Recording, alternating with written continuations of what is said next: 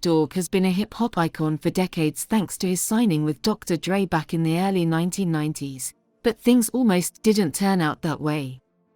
Dogg father sat down with Big Boy earlier this week for a chat on his Big Boy Off Air YouTube show, during which he revealed that he almost signed with a completely different collective that at the time didn't take him or his career seriously.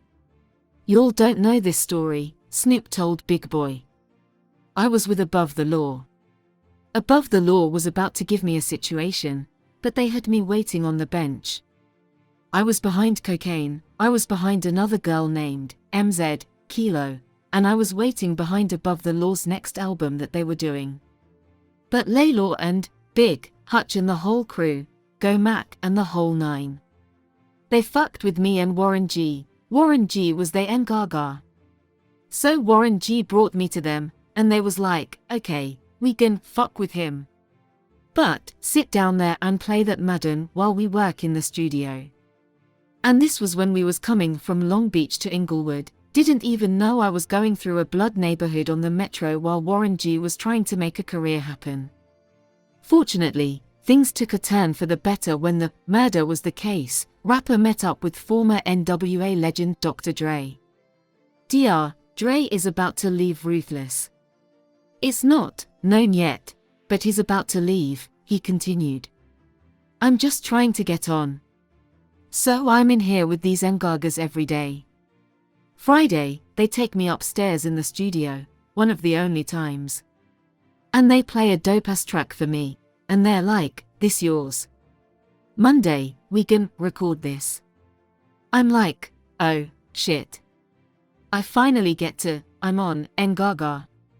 Take a listen to Snoop's interview with Big Boy below.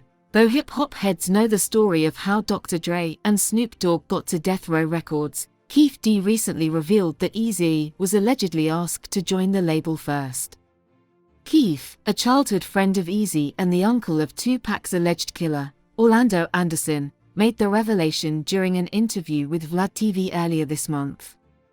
The Compton native and former gang member explained that he had a friend who was in prison with Death Row co-founder Michael Harris, who one day asked him to set up a phone call with Eazy.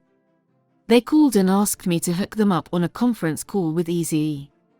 So I called, they talked to Eazy and they asked him, do he want to run their record company? Keith said, confirming they were referring to Death Row. They offered it to him first. According to Keith D, however, Eazy expressed concerns about doing business with people behind bars and ultimately turned down the offer. The next day, Harry got in touch with Dr. Dre, who accepted the proposition.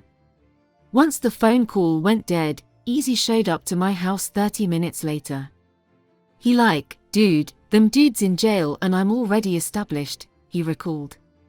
So the next day, my partner that was in the feds with Harry, he like, let's call Dr. Dre. And he called Dr. Dre and Dr. Dre took the deal.